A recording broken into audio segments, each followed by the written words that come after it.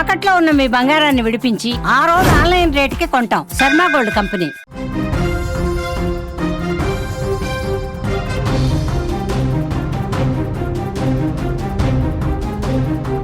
Tirupati railway స్టేషన్లో భారీ అగ్ని ప్రమాదం. రాయలసీమ షిరిడి ఎక్స్ప్రెస్లో మంటలు. లూప్ లైన్లో ఆగి ఉన్న 2 రైళ్లలో మంటలు. భారీగా ఎగసిపడుతున్న మంటలు. మంటల్లో పూర్తిగా దగ్ధమైన ఓ బోగి. భయంతో పరుగులు తీసిన ప్రయాణికులు. ప్రమాద సమయంలో పక్కన ట్రాక్ పైకి వందే భారత్ ఎక్స్ప్రెస్. మంటలను అదుపు చేసిన అగ్నిమాపక సిబ్బంది.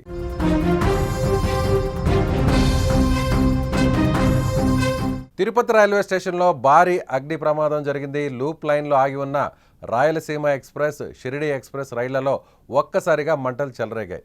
ఈ ఘటనలో 2 బోగీలు దగ్ధమయ్యాయి. ప్రమాద సమయంలో రైల్వే స్టేషన్లో ఉన్న ప్రయాణికులు భయాందోళనకు గురయ్యారు. భారీగా మంటలు ఎగిసిపడడంతో భయంతో పరుగులు తీశారు. 2 బోగీలు పూర్తిగా దగవడంతో తిరుపతి రైల్వే స్టేషన్లో కొద్దిసేపు భయాందోళన పరిస్థితులు ఏర్పడ్డాయి. సమాచారం అందుకున్న వెంటనే ఫైర్ సిబ్బంది ఘటనా స్థలానికి చేరుకొని మంటలను ఆర్పే ప్రయత్నంలో నిమగ్నమయ్యారు. అగ్ని ప్రమాదానికి గల కారణాలు ఇంకా స్పష్టంగా తెలియరాలేదు. రైల్వే అధికారులు ప్రమాద కారణాలను గుర్తించేందుకు దర్యాప్తును ప్రారంభించారు.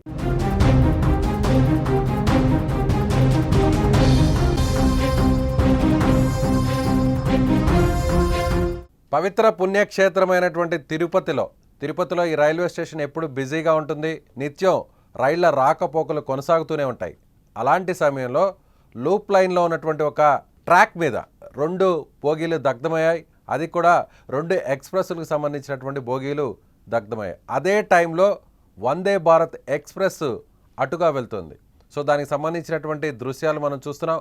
ఓవైపు కాలిపోతున్నటువంటి బోగీలు ట్రాక్ మీద, లూప్ లైన్ మీద ఉంటే, మరోవైపు వందే భారత్ ట్రైను దాని పక్కనే వస్తున్నటువంటి దృశ్యాలు మనకు కనిపిస్తున్నాయి. సో అదృష్టవశాత్తు ఎవరికి ఏమీ జరగలేదు, ఎవరు గాయపడలేదని అధికారులు చెప్తున్నారు.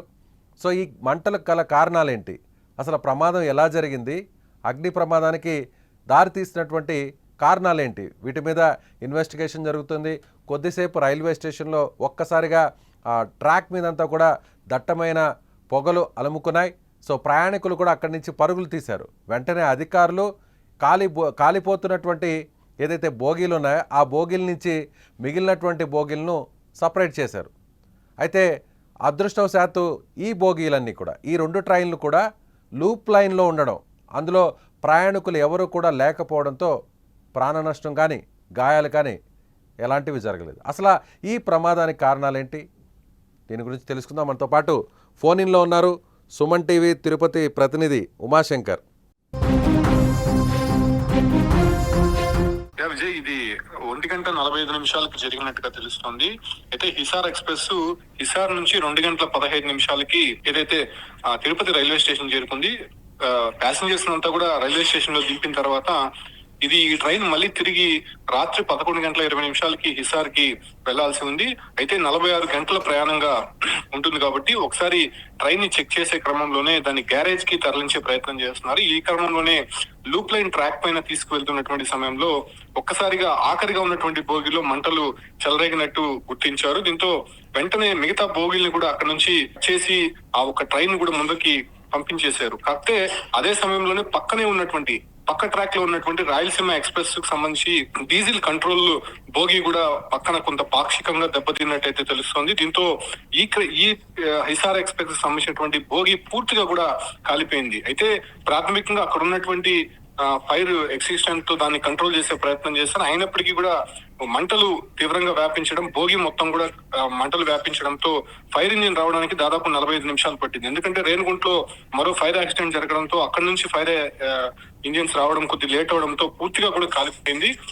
ప్రస్తుతం అయితే మంటలను అయితే అదుపులోకి తీసుకొచ్చారు. కానీ ఇదైతే ప్రాథమికంగా ఇన్వెస్టిగేషన్ అయితే మాత్రం జరుగుతోంది. కాకపోతే ఫైర్ ఆఫీసర్లు ఒకటే చెప్తున్నారు, తిరుపతిలో దాదాపు 40 degrees టెంపరేచర్ అయితే నమోదవుతోంది. సో ఆ కారణంగానే ఫైర్ కొంత వ్యాపించి ఉండొచ్చు. సో అదే మేము ప్రాథమికంగా తెలుసుకుంటున్నాం. బట్ ఇంకా ఏదైనా ఉద్దేశపూర్వకంగా ఇంటెన్షన్ గా ఏదైనా జరిగిందా అనే దానిపైన కూడా ఇన్వెస్టిగేషన్ జరుగుతోంది. సో ఈ ట్రైన్ కి సంబంధించి దాదాపు 5 రాష్ట్రాలు దాటుకొని హిసార్ కి వెళ్లేటువంటి ట్రైన్ ఇది కేవలం సోమవారం మాత్రమే స్పెషల్ ట్రైన్ గా తిరుపతి నుంచి వెళ్లేటువంటి ట్రైన్ గా చెప్తున్నారు. అయితే ఇవాళ రాత్రికి ఈ ట్రైన్ యథావిధిగా కంటిన్యూ చేస్తాము, మరో బోగిని దీనికి అటాచ్ చేసి పంపిస్తామని చెప్పి కూడా రైల్వే అధికారులు చెప్తున్నటువంటి పరిస్థితి కనిపిస్తుంది విజయ్.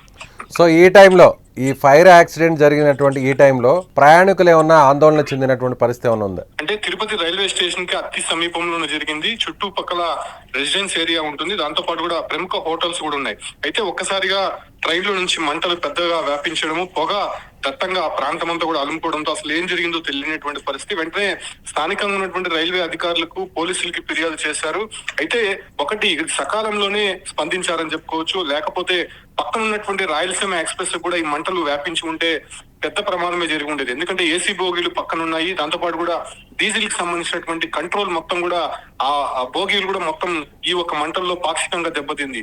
ఒకవేళ దానికి అంటుకుంటే మరిన్ని బోగీలు కూడా ఈ మంటలకి ఆహుతయి ఉండేది. ప్రస్తుతం ఈ బోగీలు మాత్రం తనిగా అంటే పక్కకి ట్రాక్ ఎటువైపు లేకుండా పక్కన ట్రాక్ లో ఉన్నటువంటి బోగిల్ని అంటించకుండా దూరంగా తీసుకువెళ్ళినటువంటి క్రమంలోనే ఈ బోగి ఒక్కటే పూర్తిగా కాలిపోయినటువంటి పరిస్థితి. అయితే ప్రస్తుతం ఇంకా అక్కడ రెస్క్యూ జరుగుతోంది, దాన్ని ఇంకా దూరంగా తీసుకునే ప్రయత్నం చేస్తున్నారు. ఎందుకంటే పలు రైళ్లకు కూడా ఇప్పటికే ఆలస్యం జరిగింది కాబట్టి దాన్ని పక్క ట్రాక్ కు తీసుకెళ్లి మరిన్ని ట్రైన్లు కూడా అక్కడ రాకపోకలు జరిపేటువంటి అవకాశం అయితే కనిపిస్తుంది. ఎందుకంటే 4 గంటల నుంచి కూడా రైలు రాకపోకలు ఎక్కువగా ఉంటాయి. రేణిగుంట జంక్షన్ నుంచి ఎక్కువ కూడా తిరుపతి మీదుగా వెళ్తూ ఉంటాయి కాబట్టి సో దానికి ఇబ్బంది కలగకుండా చర్యలు అయితే ప్రారంభించారు. కాకపోతే రాయలసీమ ఎక్స్ప్రెస్ ఇప్పుడు ఏదైతే పాక్షికంగా దెబ్బతిందో అది మరో 2 గంటల్లోనే వెళ్లాల్సి ఉంటుంది కాబట్టి దాన్ని కూడా కొంత ప్రిపేర్ చేసే ప్రయత్నం అయితే అధికారులు చేస్తున్నారు. ఎస్ ఉమాశంకర్, అదే విధంగా స్క్రీన్ మీద మనకు కనిపిస్తున్నాయి. సో అదే సమయంలో ఓవైపు బోగి కాలిపోతుంది, మరోవైపు ఇంకొక ట్రాక్ మీద నుంచి వందే భారత్ ఎక్స్ప్రెస్ యథావిధిగా వస్తుంది.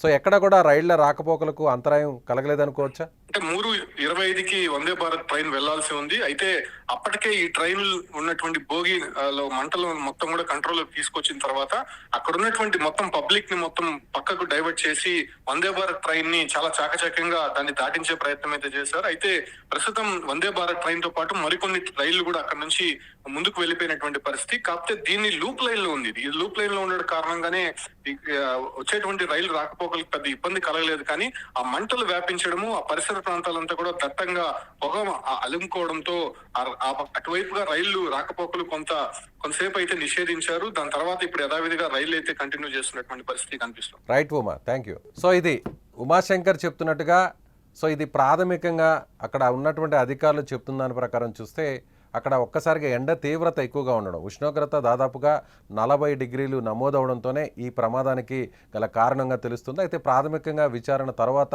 దీనికి గల కారణాలు కూడా బయటకు వెల్లడిస్తామని అధికారులు చెప్తున్నారు. అయితే రైళ్ల రాకపోకలకు ఎలాంటి ఇబ్బంది లేకుండా సో అదే సమయంలో అటువైపుగా వస్తున్నటువంటి వందే భారత్ ఎక్స్ప్రెస్ అక్కడి నుంచి తిరుపతి నుంచి హైదరాబాద్కు బయలుదేరాల్సినటువంటి పరిస్థితి. సో దానికి ఇబ్బంది కలిగించకుండానే ఓవైపు వేరే ట్రాక్లో అటు కాలిపోతున్నటువంటి బోగి ఉండగానే అధికారుల సమక్షంలో చాలా చాకచక్యంగా వందే భారత్ ట్రైన్ యథావిధంగా మూవ్ చేశారని తెలుస్తుంది. మరోవైపు కొంతవరకు అంతరాయం కలిగినప్పటికీ కూడా మిగిలినటువంటి రైళ్లకు ఎలాంటి ఇబ్బంది లేకుండానే రాకపోకలను కొనసాగించారు. అయితే ముఖ్యంగా ఇప్పుడు రాయలసీమ ఎక్స్ప్రెస్కు సంబంధించి కూడా ఒక 2 గంటల్లో బయలుదేరాల్సినటువంటి పరిస్థితి ఉన్నప్పటికీ కూడా ఏదైతే పాక్షికంగా దెబ్బతిన్నటువంటి బోగీని స్థానంలో వేరే బోగీని కూడా తీసుకొచ్చేటువంటి పరిస్థితి అధికారులు చేస్తున్నట్టుగా చెప్తున్నారు. మరోవైపు ఏదైతే షిరిడి ఎక్స్ప్రెస్ ఇవాళ రాత్రికి బయలుదేరాల్సినటువంటి పరిస్థితి కాబట్టి వాటి స్థానంలో అంటే కాలిపోయినటువంటి బోగి స్థానంలో వేరే బోగిని కూడా ఏర్పాటు చేసి యథావిధంగా ట్రైన్ని మూవ్ చేస్తామని అధికారులు చెప్తున్నట్టుగా తెలుస్తుంది. మొత్తం మీద పెద్ద ప్రమాదం అయితే తప్పింది. అధికారులు వెంటనే